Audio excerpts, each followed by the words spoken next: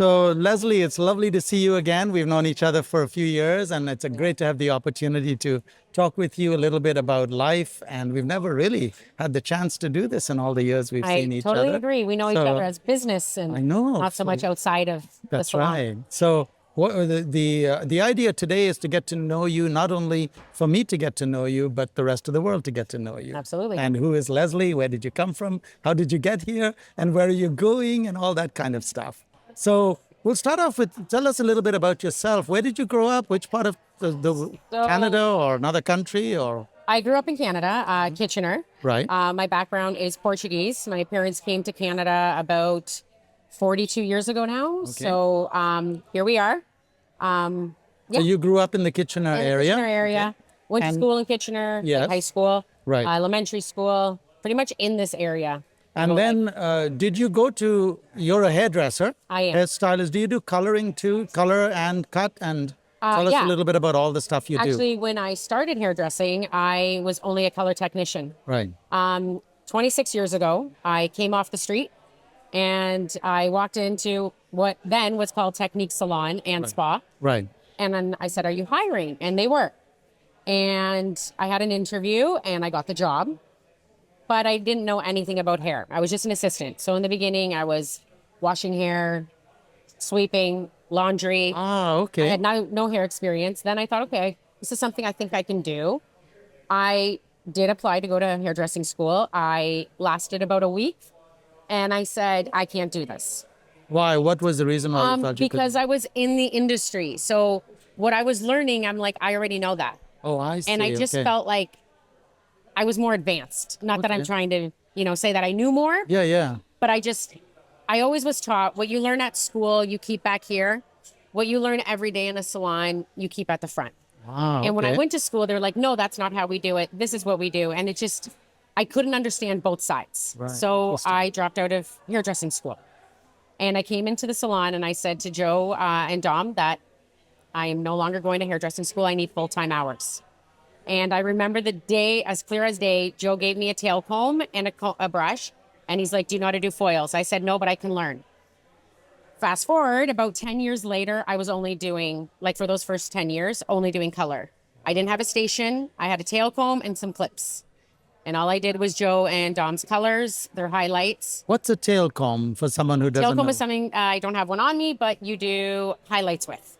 Okay. So weaving, back in the day, there was no balayage. It was all classic foils. So that's what I used. That was my tool. Okay. And I became very good at it and very quick at it. So now that is coloring hair. That is highlighting and Highlighting and coloring hair. Yeah, I did not touch a blow dryer or a pair of scissors. Oh, wow. Okay. 10 years. So you weren't cutting. No. Interesting. So okay. on my 10th year, I went up to the owner, Joe, and I said, I want to start cutting hair. And he laughed.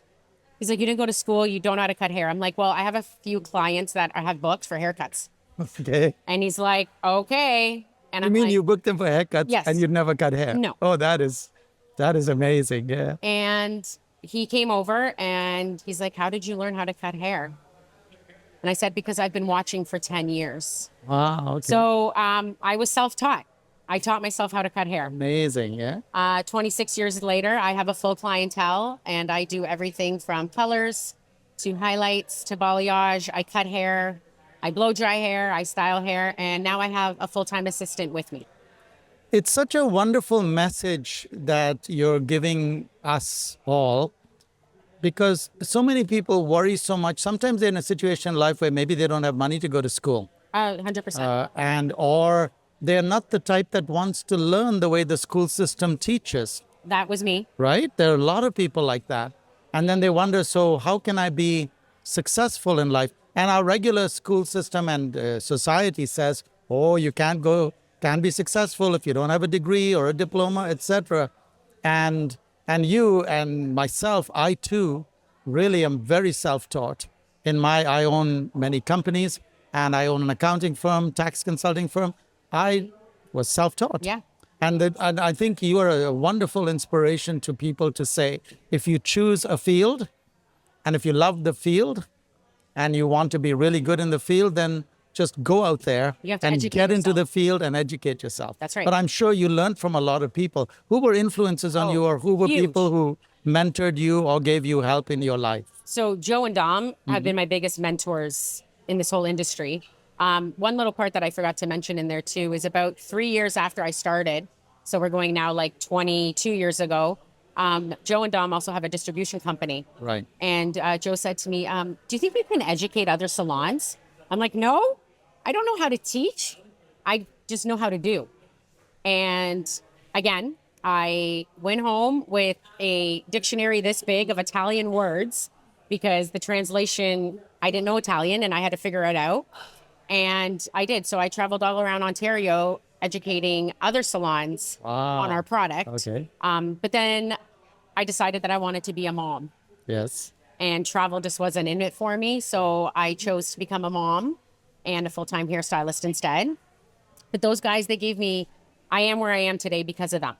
That's awesome. And so you're a mom. How old are your I have little one one daughter. or one Her daughter? name is Ava, and she is 7 years old. Oh, nice. Very And nice. yeah, and I also have another, he's not a real child, but Yes. my dog. Oh, which is yeah. my fur Of baby. course, He was my yes. firstborn, Okay. and he's 11, and He's his name 11. is Buddy. Oh, wow. Nice. Yeah. Okay. So So, as you were growing as a stylist in the industry, what were some of the main challenges you went through as you were moving ahead? there's a lot. Disappointing my client was a big one. I would have heart palpitations the night before, knowing I had a new client in my chair. You know, are they going to like me? Or what are we going to talk about? What if she doesn't like what I do to her? But then the minute that client sits in your chair, I became not Lesley. I became Lesley, the hairstylist, that I'm just good at what I do. And I know that I can please you. And I listen. That's what I've often wondered when someone enters a field like hairstyling and you're getting your first clients. How are you feeling with your first clients? Because Bring lots you're of deodorant to work. okay. You sweat a lot. You do, because you don't know what that client's going to Yeah. like that, right? I know, absolutely. And the big thing there to me is that if you are starting off, I'm putting myself in that position. Here's a person coming in and entrusting their hair to me, their head to me, Yeah. and they're going to walk out and I better not screw up. How did that feel for you? Well, I always said that your best business card is your client, Right. you know? So you just have a fear that you got to make sure that they like what they have, that you listen to what they want, Right. and you give that to them. But it is scary not knowing what you're going to do. And it's okay to ask for help. Still doing hair at 26 years, I ask my coworkers, you know, I have this client coming in, this is what we need, or this is what she wants. I don't know how to get there. Can you help me? Interesting. So you're always learning from everybody that's around you. So that's one of the messages you would give is always make sure you reach out to other people Absolutely. Your to peers. ask for help. Of course. They may have a different formula or a different style of to cut the hair, or a different approach to get that result. And because you've been doing hair for so long, like me, I sometimes get blinders. And I'm like, well, no, this is the way I have to do it. Where no, if you try this and this, you may be able to get there. So what are some of the favorite products you use? So we are a Corel salon. Corel, yeah. So I've always used Corel actually since the day I started at Teknik. Right. So it's really the only product I've ever used. Is there a particular product in that range that you really, really like or that is very effective and Yeah, so gives you- in my product line, my Tri-Action would probably be my number one product that I go to. It's a split end serum. It's phenomenal. So that's something I go to all the time. In my colors, it's my bleaches and my toners. Everybody will know me that I am a 10-10 lover. Right. What does so a 10-10 lover mean? It is a toner. It could mean different things in another world. Absolutely. But in this world, what does a But 10-10 in lover this world, mean? to me, it is just my favorite blonde. And sometimes I'm using it and I have my assistant that'd be like, well, 10-10 won't work. I'm like, it'll work. Just use 10-10. So 10-10 is a toner. It's a high lift. It is an ash-based toner. And it is my go-to toner in my product okay. line. Okay. What has changed in all the years that you've been practicing? What have you noticed has changed, either in your work or in your clients? What changes have you noticed? A lot has changed. I think what's changed most in the hairstyling world is social media. Your clients are more educated than ever. Okay. So they come in already knowing exactly what they want. And Oh, that's interesting. yeah, they'll tell you, oh, I want a balayage and I want it to be ashy. I want a money piece. And you're like, how do you know all this? and social media, Instagram, TikTok, Facebook. It's educated them. Okay. Where 10 years ago, you were telling them, you were telling your clients, I'm going to add some more blonde here. I'm going to go thicker through the bang. Oh, You're interesting. educating them. Now, does that make it easier for you, harder for you? How does it I make actually it as think a... it's easier for me Okay. because I know exactly what the client is wanting. Oh, I see. Okay. And it's easier for me because I know how to Deliver that. deliver it. Yeah, right. Yeah, absolutely.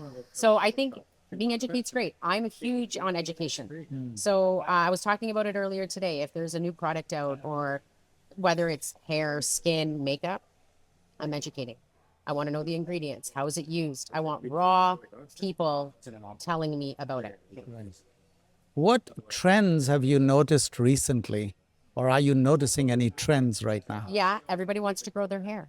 To grow it? Yes, Oh, interesting. long hair is a big thing right now. Okay. And serums on how to help your hair grow. I have actually a product called Bosley, Right. which is phenomenal, and I've seen great results on When you say results, what does it do to the hair? been growing people's hair. Oh, okay. Yeah, Helps it so to grow. It helps it to grow, so Interesting. you can get quite lengthy pretty quick. Right. Yeah, absolutely. It's a great product, but again, I've done my research on it, and I know how it works and how to get the results. I had heard a while ago that hair loss among women particularly was becoming a huge issue. Do you Absolutely. see that too? Yeah, I see it with stress. Life is stressful now. Right, We right. have families, we have kids, the economy. I mean, just turn on the news and it's going to stress you out. Right, right. So I do think. I also think food. I think our food has changed, and I And think that's impacting the hair I then. do. Yeah. Absolutely. Yeah. So, what are you noticing about your client's hair perhaps now that is different than when you did hair 20 years ago? I would say the thinningness. Absolutely. There is a lot of Yeah, thinning. women have thinner hair now. Okay. I don't know why. So, do you use products then to thicken the hair? Are there products? Yes, there's tons of products. There's serums, there's leave-in conditioners. I have a great product called Push Up that will instantly give women volume in their hair. Oh, wow. Okay. Yeah, I And just how long does it last when you use it? the next day when they're washing their hair, the product's gone. So, they got to put the product in again? Yeah, so it's something that they would need to take home and use see. it in their own bathroom. And Right. a lot of times I got my clients telling me they wish they could bring me home every day. Yeah, yeah. But I try to educate them on what they need to use Right. to give them the same look. And not so many clients I find want straight hair anymore. So it's all about the waves, the beach waves, the curls, the bangs. Are there products that you can put into hair that would last with extra volume for a while? I've heard of treatments like keratin treatments and so forth. What are those So and the how do they keratin work? treatments kind of just change the shaft of the hair and the bond Okay. to defrizz it. It does last to smooth the hair, but you're not going to get tons of volume from it unless you literally use your brush, your arms, and you blow that out. Okay. And you're going to put product at the root for it. Right, right. What do you think are some mistakes that people make that you see often? Not washing their hair as much as they're supposed to. Okay, what does that mean? So a lot of women think that, I only wash my hair once a week or, twice a week. But if you are thinning, you need to wash your hair every other day minimum. You need Really? to remove what's in the hair, all the pollution, build up, and then slowly work our way up to maybe washing it every third day, every fourth day. But Okay. not washing the hair too long can create a buildup, and then that's why sometimes your hairstyles aren't lasting because it makes the hair too heavy. Right, right. Okay. Talk to me a little bit about your clients and what sort of clients do you have, and tell us some interesting things or some interesting stories or even My clients, heartwarming stories or sad friends. stories. Yeah. they've all become my friends. I've probably 95% of my clients I have their contact information. And, they've helped me in my journey through life. I've helped them. We support each other through everything. I have two little girls. They're twins. I've been doing their hair since they were 5 years old. They're now in their mid-20s. Wow. And I've seen them grow through their whole entire life. Wow. And I still see them now, and I just feel like I'm part of their family. And that's another thing I'd have to say is they become your family. Interesting. So Yeah. trust is a huge thing with my clients. I don't have as many new clients anymore. I built my clients Yeah. to the point where I have my my full-time clientele. So yeah, they become my friends and my support. They're my biggest supporter. Having my daughter, they supported me the whole time. I was off on mat leave for 12 months. I did lose a few clients, unfortunately, in this industry, Yep. but But you pick them up, I pick picked them right back. back up Yeah. because they want to see where I've been and how I Yes. am as a mom now. So yeah, my clients have become my friends and my family. Can you think of any really heartwarming or unusual stories that you think about when you think back over your life as a hairstylist? Yeah, I have one client.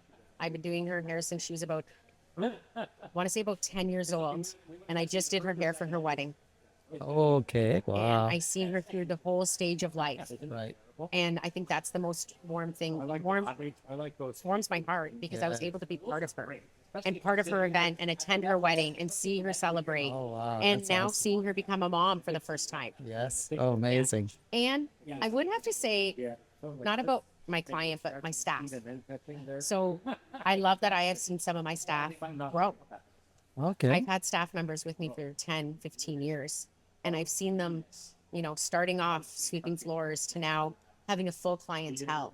So that is very heartwarming to me that I've seen them through all the stages of their career and that I've been able to back them up and be with them throughout it. Are there ways that you feel you have helped your clients other than doing their hair? Yeah, I help them emotionally outside of my So salon. explain that a little bit to those people who don't know the life of a hairstylist and how You get- you can impact people. You get invited to weddings of your clients, unfortunately, sometimes even funerals. Yes. And I've had to go to a few clients' funerals where, their significant others have called the salon to notify me that unfortunately their, spouse or daughter or family member had passed. And you become part of that. And just knowing that they thought of their hairdresser Right. to reach out to notify that the passing of your client, it's very hard to go to a funeral like that, but knowing that you were such a big part of their life that their family would want you part of it. Yes. Yeah. One of the subjects that occurred to me as we were thinking about the podcast was what impact do hairstylists have on the life of the population of, let's say, Canada? How important are hairstylists to the population of Canada? And I was thinking about that in preparation for this podcast as to what impact do you feel that hairstylists have on the general mental health of the Make them feel population? good. Do you ever, I always say this, you ever go to a store and they have a mirror and you walk by that mirror and you're having a bad hair day and you look and you're just like, oh my gosh, I look terrible. But then you go see your stylist Right. and you walk past that mirror again and you're like, man, I look good. You build their confidence. You really do. And I always say, I'm in this. I just enhance their beauty. Right.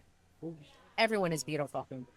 And us as hairstylists, you're just enhancing their beauty, making them feel good, and giving them what they need. We went through a very difficult time a few years ago, obviously during COVID. What was life like for you during that time? Well, I became a mom during that time. Okay. So for me, it gave me time to spend Oh, with my daughter. okay. Right. Right? She was about 2 years old when COVID hit. So I spent a significant amount of time with her at home. But I remember a moment that I had a client of mine FaceTime me, and she had clippers in her hand. Okay. And she's like, my husband needs a haircut. How do I do this? And I guided her through the whole entire haircut. We laughed a lot along the way. Yes, yeah. There were a couple of bald spots, but we got through it. Yes. But yeah, that was a difficult time because there was nothing we could do. We were locked up. We were at home, and we had our phones that we could just help our clients through. We did a lot of home kits. Right. So we would come to the salon, obviously masked and by ourselves. We would mix our clients' colors and we would drop it off at the front door, a bowl, a brush, and their color. And we would give them a little tutorial on how to do it. And they did it from home. So did things go back to the way they were before after COVID, or did COVID make any radical permanent changes? It did make some changes. What changes? I noticed that a lot of women have grown out their grace. Okay. What 'Cause does it, so when you say grown out, they're grays. so they don't get color anymore. So it did affect our business Okay. because a client that was coming every 4 to 6 weeks to get their roots done Right. are now only coming 8 to 10 to 12 weeks to get a haircut. Do you think that's because of financial reasons, or do you think it changed their habits? I think a little bit of both. It at first was, well, I'm just going to grow it out because I have to. I've gotten this far. Let's see how far I can get. And then they did kind of notice that, hey, I'm not spending this amount of money on my hair anymore. Right. So I think it's a little bit of both. Absolutely. So that is something then that the hairstylists across the country are struggling with. Absolutely. The fact that their customers need to be given more reason Yes. to come back to their stylist or There's so spend more much time with their in the stylist. salon that you can do besides color. I mean, there's a couple of my clients that are fully gray now, but they come in every 6 to 8 weeks for treatments. Okay. Or I'm like, oh, your blonde's getting, your gray is, washing out. Let's brighten it up, Right. right? We have products that can brighten that all up. So And then in summary, if you were to be recommending the life of a hairstylist to someone, yeah, would you recommend it? 100%. And Flexible hours. I make my own hours. I'm blessed that, I can work from 9 to 3 and spend, all afternoon with my daughter at home and my family and my husband. You get to work in AC. I always said that was a plus for me. oh, you mean in air conditioned conditioning. surroundings, especially today it's summertime and very hot. Yeah. You're right. Yeah. And you get to work with people that you enjoy. And you get to know so many different things about life because you're hearing sometimes up to 15 different stories. Yes. Every client is a different story. You're right. It's not a boring day. No, you have 15 different conversations, Oh, okay. sometimes per day, because every client is different and you talk differently to every client depending on your relationship. Are you just getting to know the client? Have you known them for years? So it's a conversation. And the best part is, I always think that my clients are coming to visit me. We're having a coffee. I'm doing their hair, and yeah, it's just a fun day for me. How do you deal with your the physical strength, we'll call it, and your physical taking care of yourself physically in the world that you work in? Make time for yourself. And what does that Definitely. mean? Like, give us examples. Give yourself time to relax and take your holidays. Don't overbook yourself if you can't handle it. Because your feet will hurt and your Because shoulders. you're standing all day behind a chair, Right. and you are holding either a brush, a comb. Sometimes a comb after 20 minutes feels like it weighs 10 pounds, Right. right? So just know how much you can do. I like to be busy, so I do slam my day, and I like to be back to back. And I'm blessed that I'm able to have an assistant that helps me throughout the day. But I also enjoy my 10-minute breaks to sit down and have my coffee. Yes. Yes. So I think that's what helps me the most throughout my day. And do you feel, or do you deal with things like carpal tunnel syndrome, or do you have systems where you keep yourself I'm blessed. exercised? I don't. Good. I've never experienced that. It's been 26 years. I haven't had it yet. Knock on some wood that I don't get it. But yeah, I don't feel that. I do have shoulder pain. I am on the shorter side of a hairstylist. So I extend my shoulders pretty high when I blow dry.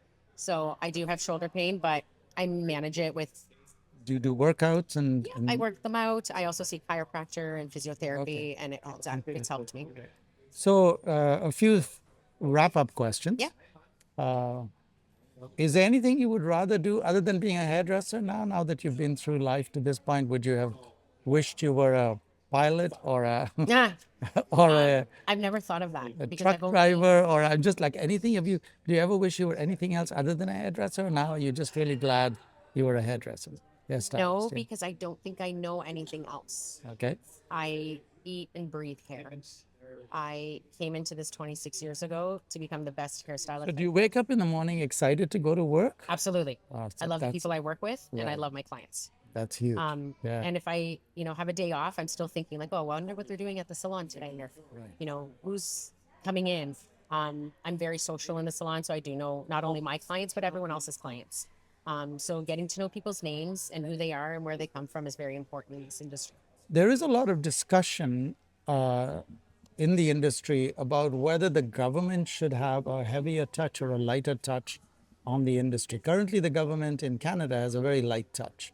It Yes. doesn't really seem to worry too much about it. They worried about it during COVID. They almost gave the message that your hairdresser was going to kill you, for goodness sakes, Yeah. which was crazy Yeah. because hairdressers are safe. But do you feel there should be more regulation? Do you feel there's an adequate amount of regulation? What's your opinion on So my opinion on that is when I started hairdressing 26 years ago, the government did help you. Right. We got grants. So because I didn't go to school, I am a licensed hairstylist because I challenged all the exams. And for that, the government did give me grants. So I thought, oh, I'm making money by getting my license. Where now I look at my staff and they're like, we don't get anything.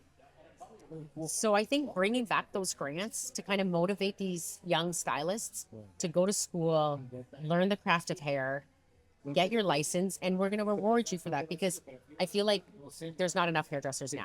Like salons used to be 15, 20 stylists in a salon. And now you're seeing salons with 1 to 3 staff. So I don't know where these stylists are all going, but I think, yeah, the government should do something more with grants. So you would welcome more government action to Yeah, help in absolutely. the industry? And then finally, from a regulation perspective, do you feel there are enough regulations to protect the public for what hairstylists do? Do you feel there should be, do you feel it's too loose and too empty for anybody to be a hairstylist, or do you feel there's enough regulation? No, I feel in there's place? enough because now you can't get your hairdressing license without going to school. Okay. You can't go to hairdressing school without having your high school diploma. Okay. Where when I started, it didn't matter. Okay. You didn't need a high school diploma. You didn't need to go to hairdressing school because you could challenge it. Where now they're saying, no, you need to finish grade 12. You need to go to hairdressing school. You need to get your hours. Then you can write your exams. So there are more rules and regulations to become a hairstylist. Okay. Super. Well, thank you, Lesley. That was lovely talking to you, and we'll catch up with you again soon. Yeah, I can't wait to be back. Thanks a Thank you so million. much. Take care.